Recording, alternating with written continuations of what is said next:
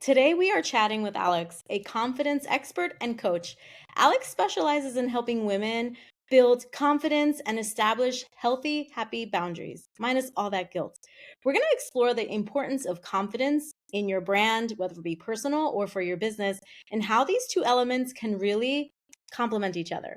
Let's dive in. So I love what you do, Alex, because I think from a branding perspective, there's just so many tie-ins, right? And so thankful that you gave us this time with you to chat about confidence. It's such an important topic, and you do such a great job at speaking up about it. And you have an entire business model for this, right? And so I want to hear a little bit more about what you do and what you offer. We can dive into confidence and branding and how it works together. Basically, I work with women and I work with women on like all different areas of confidence. So, women that are finding it hard to put their needs first, to set the healthy boundaries, to go for that business, to start their business, to, anything. There's so many different areas of confidence that many of us women struggle with Yeah. because we're so used to, number one, putting our needs on the back burner and putting everyone before ourselves. Yeah. And we think at its core, it's selfish. And to a certain point, it is, right?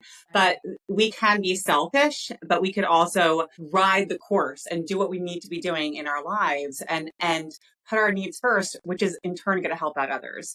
So really my mission is to help any women out there that are struggling in any area of confidence, whether it's putting themselves out of their comfort zone, setting the healthy boundaries, putting their needs first, and really believing in their abilities and themselves. Because as we know, so much of what we do in our lives is really more so 20% of strategy, but it's 80% mindset. And it's like once we get our head in the game and the women that I work with get their head in the game, it's like the sky's the limit.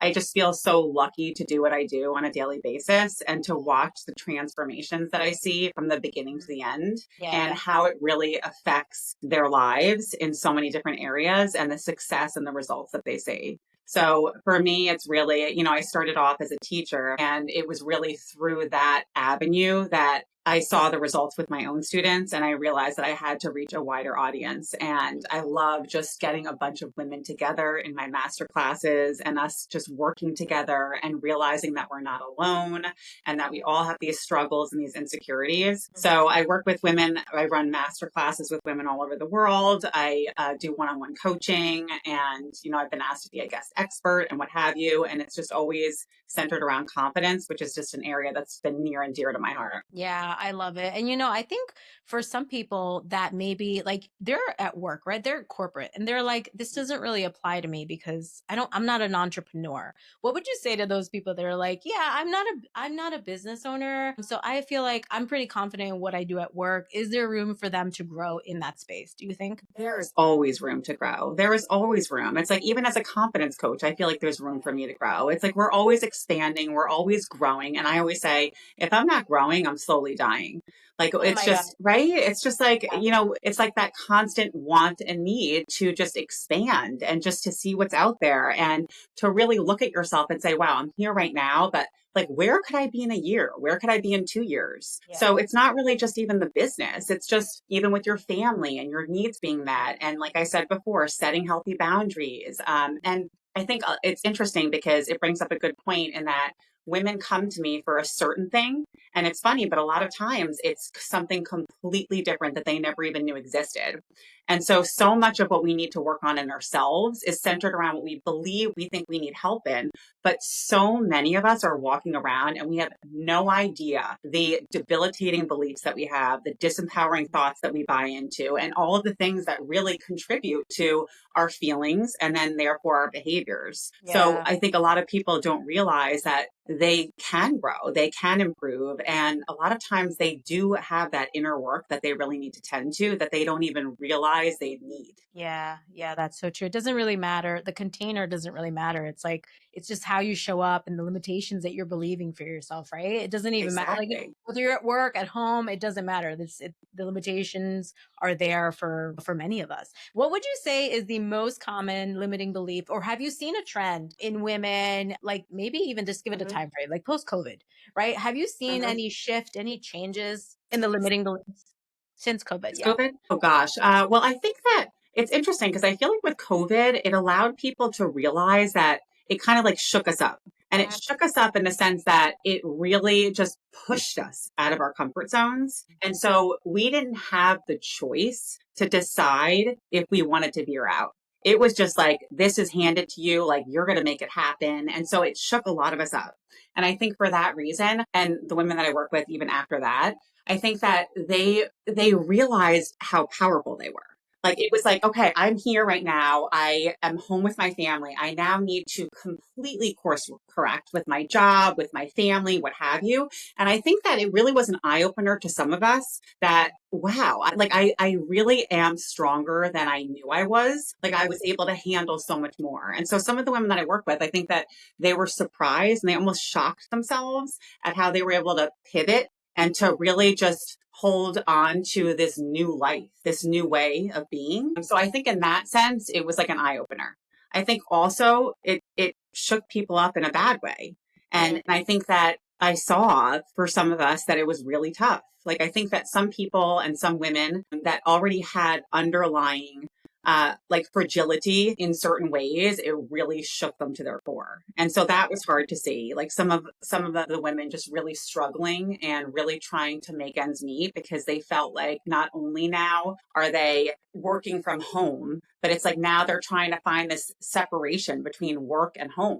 And even, for myself, I found that myself. Yeah. Right? It's like so hard to detach because at least when you have a job, you remove yourself and you're able to walk out the door and your children aren't there anymore. But now it's like, okay, here I am. I need to be at home. I need to, and many women that I know had to work from home, obviously, and continue. And it was just that juggling act between feeling like I'm pulled, like this tug of war between like the business and the computers right there. How do I know when to close shop and so creating those healthy boundaries around the work and really carving out that time was crucial for some of the women that I work with and really learning how to stop, say no, and have certain hours where they actually would stop, like no email, no nothing. Now this is like family time. Okay, so just kind of to add to that too, for what you said, I feel like personally, that is when things started to happen for me, right? Like during COVID time, I was like working on my master's and working full time and homeschooling my 5-year-old and nursing my infant. And my husband was teaching.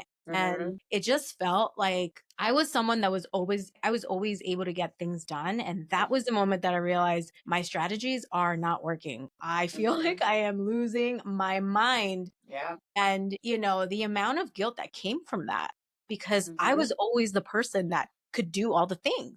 And so I feel like, I even took a new job during that period because I was like, maybe this will help and et cetera, et cetera. But it was kind of eye opening. And in that moment, I felt like I have to stop saying yes to things. I just I have to put boundaries, right? Yeah, definitely. I think that many of us women, we want to feel a sense of belonging and we'll do it however we want to do it or however we need to do it. And, it's like whether it's saying yes to everything at the expense of our sanity and our sense of peace, like we'll do it because that's just human nature too, is just for us to want to be part of something and to not feel left out and the fear of missing out. And, things are constantly happening and this is happening over here. And am I missing out? And then, and so it's just this constant tug of war with ourselves and wanting to be doing more and more and more and feeling like we're enough. And sometimes it's a feeling of, right, like enoughness. It's like, okay, if I just do that one more thing, I'm going to feel better about myself.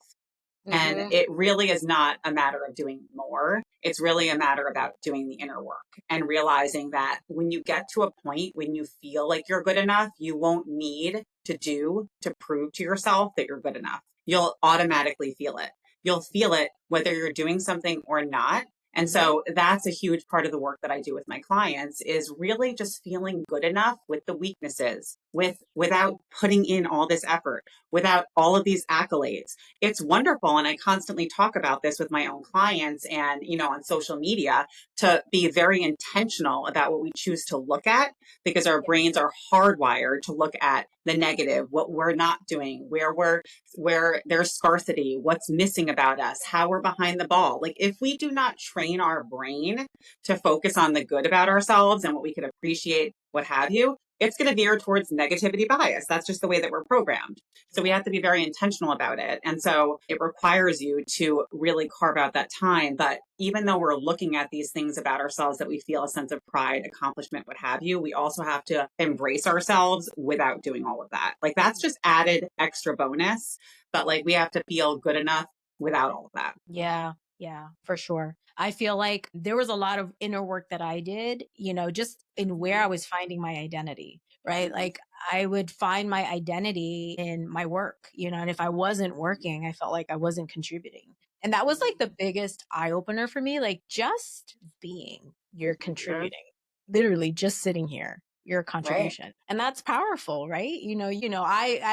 I've started leaning more on my faith and just believing that the person who created, the being that created all of this loved me so much, right? Loves me Mhm. so much. There's so much power in that. I think the other part of a part of it too is just redefining what success looks like, right? Mhm. Because that's been really important in just as a business owner, right? There's no such thing as an overnight success. So you do have to find joy and I don't say contentment because contentment is Mhm. not the word, but just fulfillment in the Mhm. process, Right. right? And the person that you're becoming through that Mhm. journey.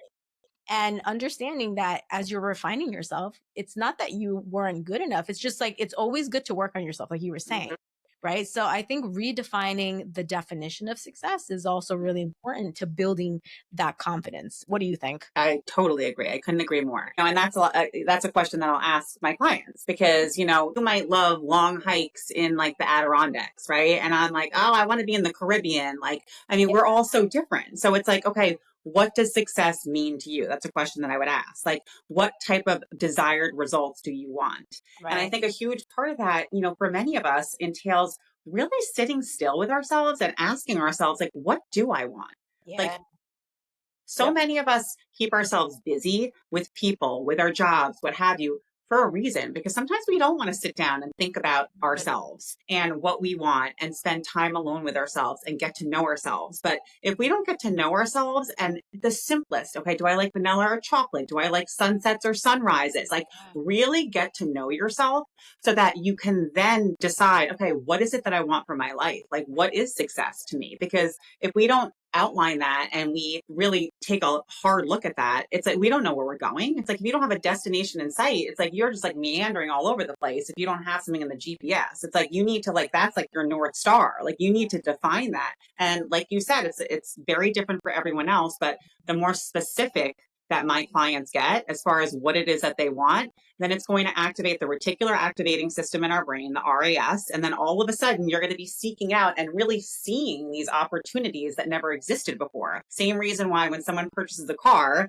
and it's like you never saw a Honda on the road. And then all of a sudden, you buy a Honda and then you see them all over the road. They were always there. But because you activated your reticular activating system, now all of a sudden it's like, ooh, okay, these things are popping out at you. And it's like, and it makes it so much easier for you to now seek those opportunities and to, jump on them.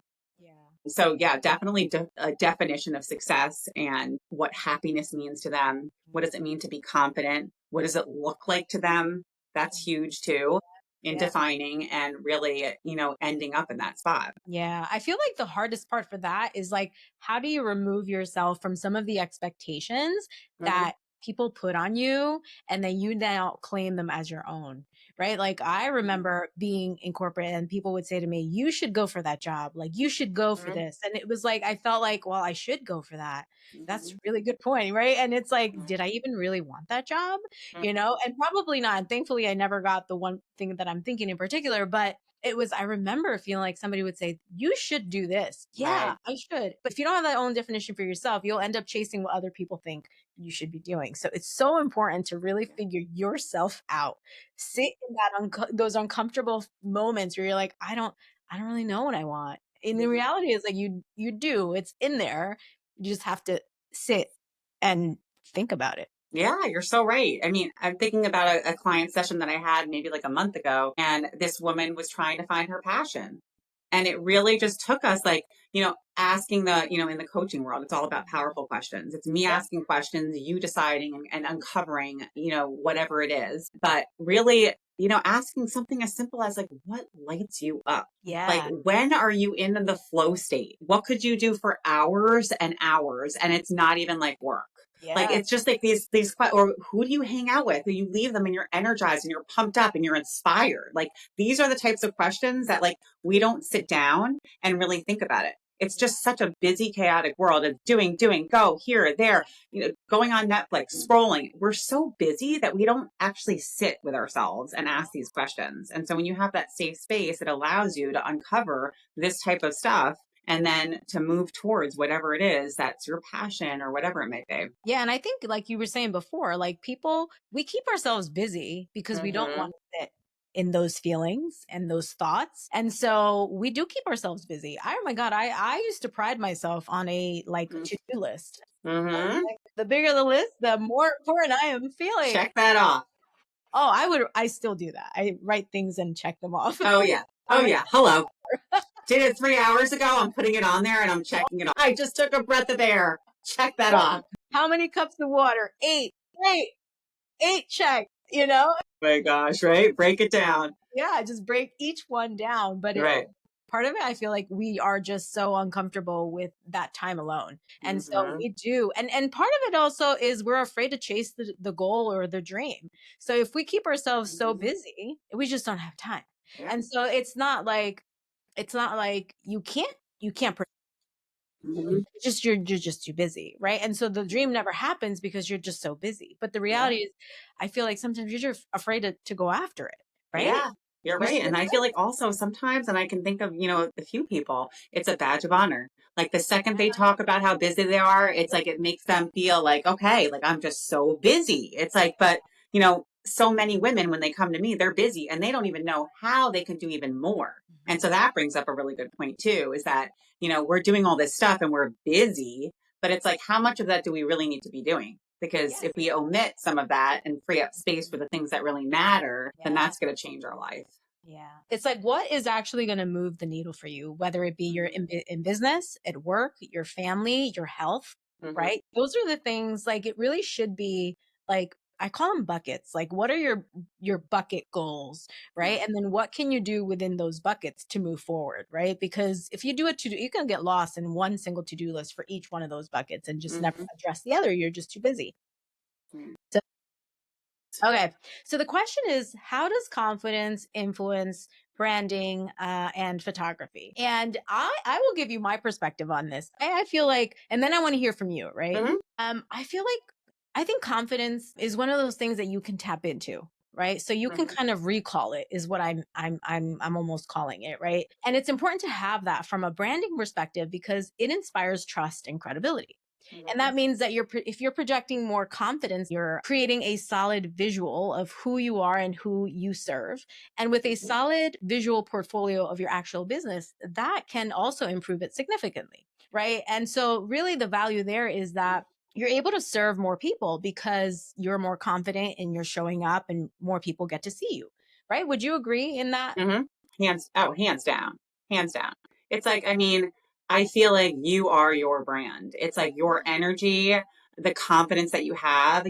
As you're talking, I'm thinking to myself, it makes me think about someone that comes to your door and they have an amazing product and it's awesome and wonderful. And they go to bring it to your door and they're like, well, I kind of have like this product here and they're not sure about it. And immediately it's like, forget it. Like, I have no desire to get your product. You don't even have faith in your own product. So why am I going to like take a chance on it? Yes. As opposed to someone that comes to you and is like, this product is amazing. I have used it. I could show you 50 million reviews. It's like the energy, they exude conviction about their product and confidence. So you believe in it because they believe in it. Yeah. And, I feel like as a coach, like, that's what I feel like. When I'm selling my product, I know what it does. I know the results that I get. I believe in it fully. And so when I'm selling it, that energy is relayed to anyone that's listening to me. And so they believe in it. So that's like the very first step is just the energy, the body language, just any of that. It's like that's what people buy first. Because if you don't believe in your own product, why are other people going to?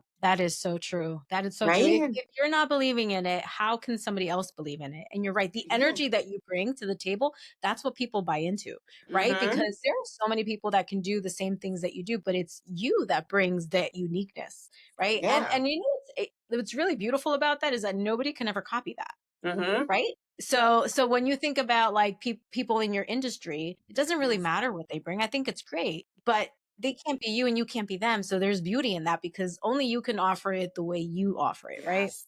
That's so true. And that's what I'll say. Like I say that in my master classes. Like you are the only person that's going to do this the way you do it. There is Yeah. no one else. And if you don't do that, so I try to do this too, because I feel like for many of us, it's hard to put ourselves out there. And when you have a goal that's like not just helping yourself, but other people, for the people that really are caring, kind-hearted people, the second I say it like that, someone's going to miss out on what you have to offer. Like, because you don't, I was talking with one of my clients and she was so nervous to get on a podcast. And I said, Rachel, I was like, you are one of the brightest women that I know. The fact that you were even contemplating this is shocking to me. I'm like, you are going to change a woman's life, at least one. And if you don't get on that podcast, you are doing them a disservice. And it's like, I didn't think about it that way, but I'm like, think about it that way. Like, believe in your product, believe what you bring to the table, and that someone's going to lose out because you Yeah. are not showing up and you're letting fear take center stage. It's so true. It's the Right? minute I started shifting my thought on brand photography and thinking small business owners are struggling with Right. the amount of content they have to create. Mm-hmm. And they are feeling like I don't know that I can keep doing this, right? Because this is just too much work. I'm not reaching my ideal clients. And it's like the minute I shifted, like this is really a service for them. And it really, really is. Then Right. it's like you all of a sudden feel like I have to do this. It's almost like Mm-hmm. this is my duty. Yeah, right? Seriously, this is my calling. I Yes, am rising to the yes, occasion. Right? to. It is, yes, Uh-huh.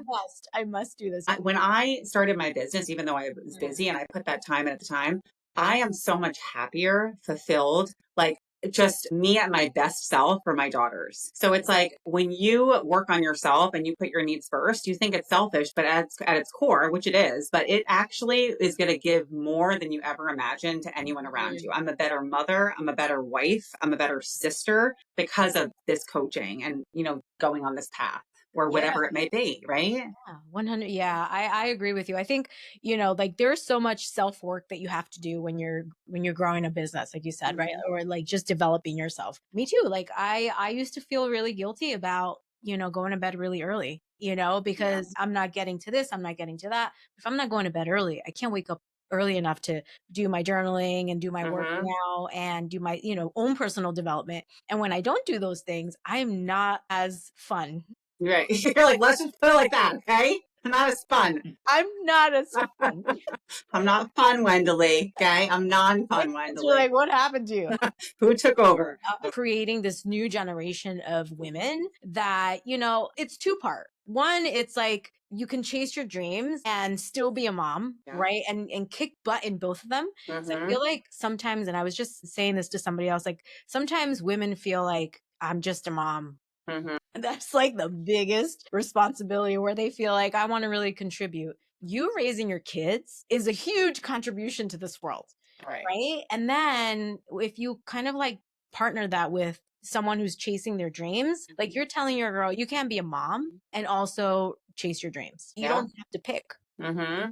And there's Yeah. just Right. It's not one or the other. no. And it's like this or mentality, right? Where I want them to have an and. I have a business and I'm a good mom or vice versa, Mm-hmm. right? Like it's an and mentality, not an or mentality. Right. Right. Yeah. I mean, I think that for many of us, we believe that. And, for some of us, that's true.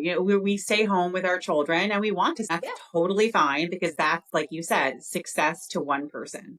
So, Yes. for one person, it might be being at home all the time, 24/7, readily available and what have you. And that works for them. And that's totally fine. Whereas Yeah. for some of us, it's like we want to have it all and we can have it all and we get to have it all because it doesn't need to be one or the other. So it's Yeah. like we have the option, we have the choice, and we have the luxury of being able to decide what we want. And that's just like freedom and power. And so once we decide that, it's up to us, but it's really a matter of deciding like what do we want? Because like you said, it's like the shoulds can get in the way and I should be doing this. And my mother stayed at home. And so I should do that too. And they are, and all of my friends are. And then, as I like to say, we should all over ourselves. And it's just not a good situation, right? It's like, and these expectations.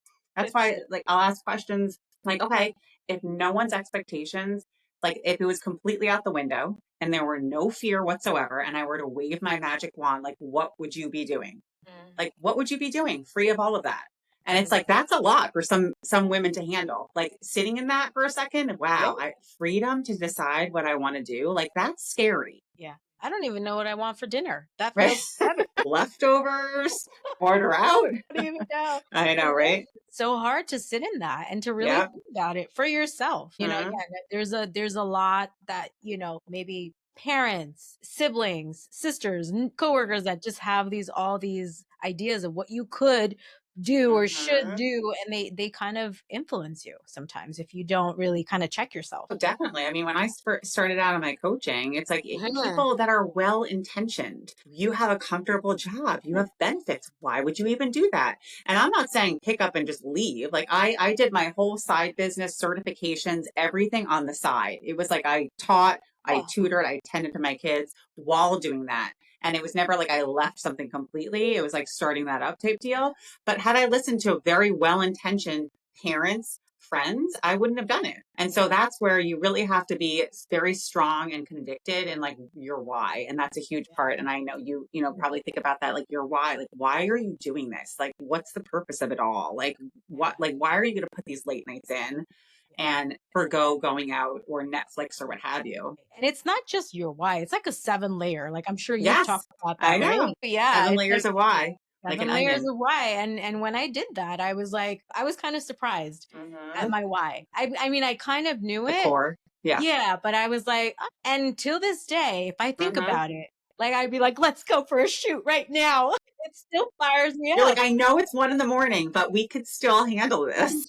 We've got lighting. We can make this work.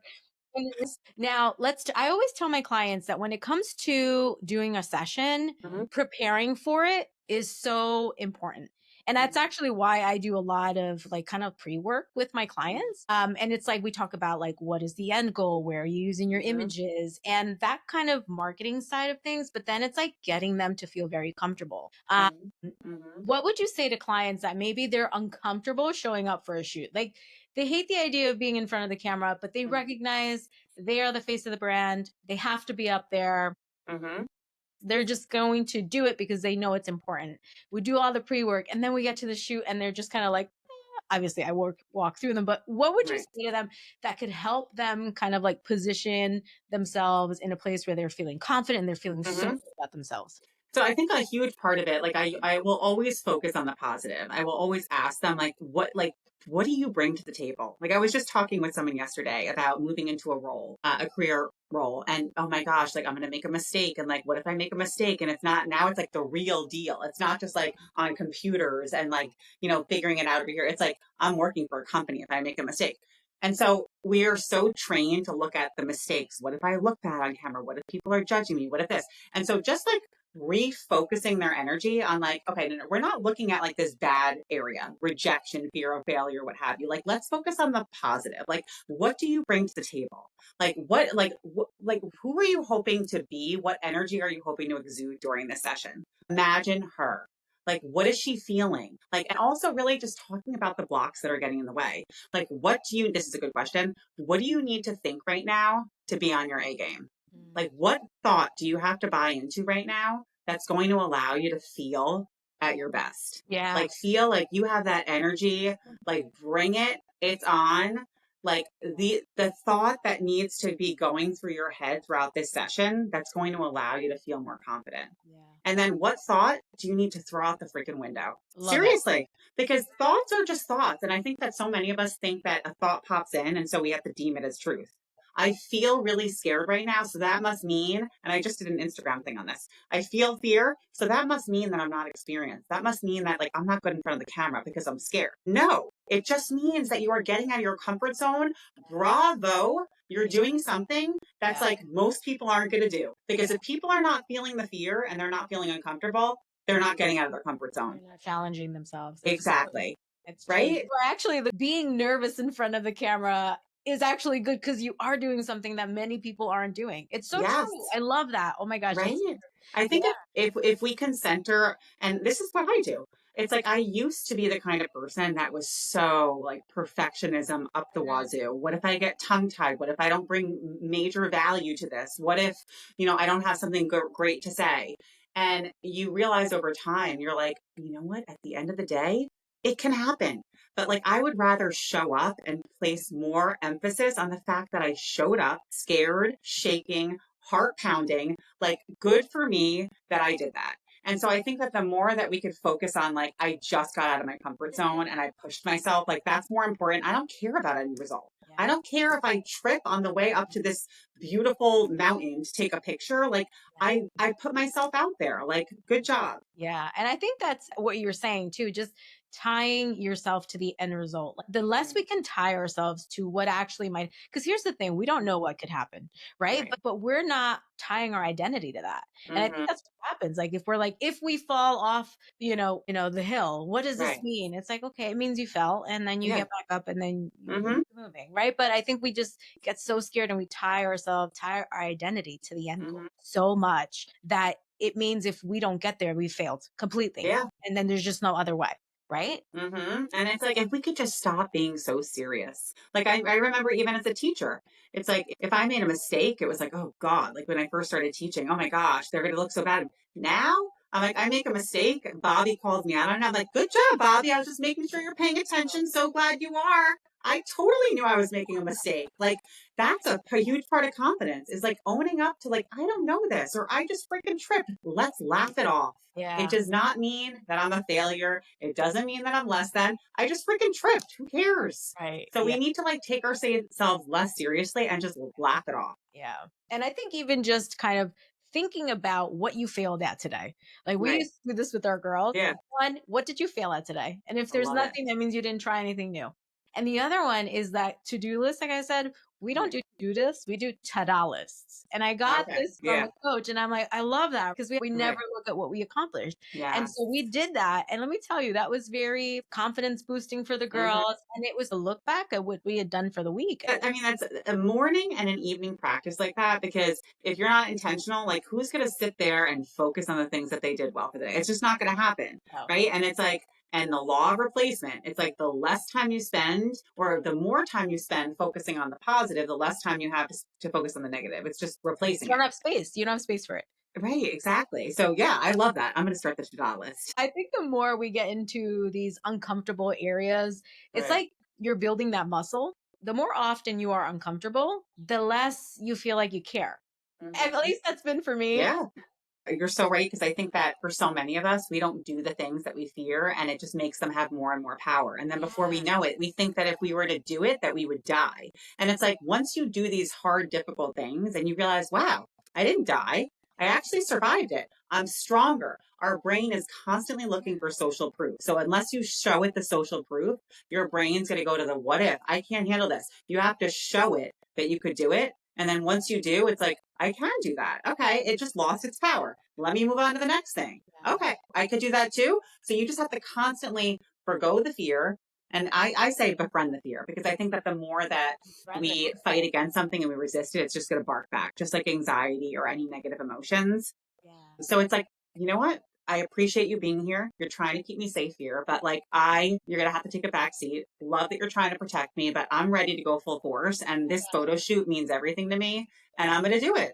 But thank you anyway. And then you do it and you're like, oh, wow. Okay. Let's cross that off the list. Yeah. Yeah. It's so true. Yeah. When you give it power, it just takes over you. And then it just kind of like paralyzes you. Yes. Right?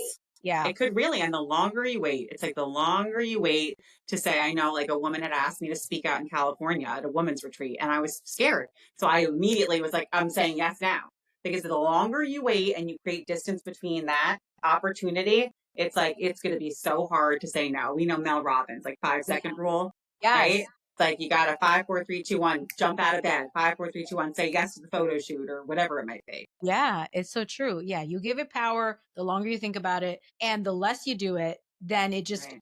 it's like that scary monster in the closet. It just gets Yeah. bigger, bigger and bigger, and then forget it. You just won't Mm-hmm. try, right? And that's like you said, you are keeping your gift from the world, and Mm-hmm. that's just so not fair to the rest of the world, Yeah. right?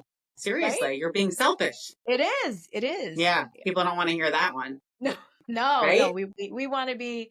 We want to give to people, and so Yes. this is your gift to Yeah. people. It Mm-hmm. really is so true. It really is so true. And what's really cool too is when you think about like the ripple effect, like that was something that was such an eye opener to me was, Mm, working with clients and then hearing how it affected their families. And it's mm, just a ripple effect. Like when you think about it like that, it's like mind blown. Like you're not just helping the people that you're doing the photo shoot for, but it's like you're helping the people around them and then mm. those people. And so you don't even know who you're helping by your Yeah. service. It's so true. So people see it and then all of a sudden they're inspired by it. Mm-hmm. That person who wasn't feeling the most confident at first is now Yeah. showing up and now they're like, "Oh my gosh, what an inspiring story. I want to do that." And Yeah. so the people in their circle are seeing them grow and they're like, "I want to do that." And so all of a sudden more and more. Imagine if everybody did what we were called to do. What a beautiful Oh my world this gosh. would be. Right? Like, Seriously. You're yeah, so seriously. right. Thanks. No, we were created to serve each other, which is why we all have different gifts, Right. right? So, like, you are a confidence coach. I can photograph that. Mm-hmm. We can serve each other if we actually all tapped into our purpose. I know. And our talents and what we're good at, right? Because that's like a huge part of competence is really aligning what you value with your behaviors. That's a huge part of it. And then also your signature strengths. Like, before I became a coach, I actually took the Clifton Strengths Finder test, which is a very popular one. And that's when I ended up finding out that besides a teacher, that a life coach was like my top based off of my skill set. And so when we harness our strengths, and that's when we're the happiest. You just shine when you're talking about when you're on Instagram. I love your dancing. I dance with you. Hope you know. Oh my God, we're going to have to do something together. Girl. Oh my God. You just started something. We're going to do a dance together. We're going to do like a side by side video thing, Oh and you my and I God. are going to be Yes. dancing together. Yes. Yes. My Yes. gosh. It scares me. Yes. The wheels are turning. That's how I know Hey, if we it's could right. be dancing and being silly in an Orange Theory class, we could definitely do it on camera. I love it. Let's do it. Let's definitely plan. That would be our second chat. We'll do it. We'll Oh, do a yes. dance. That's how I'll introduce the call. There we go. Love it. All right, Alex. We've pretty much covered so much today. Yes. This is so Really, nice. I've loved chatting with you. Like I said, I love the energy you bring, not just to Orange Theory, but just to my Instagram feed and just how confident you are in what you do, because that sells me. That's right. This was so nice. I love chatting with you too. It's just, yeah, the We have to feeling do is it mutual. again.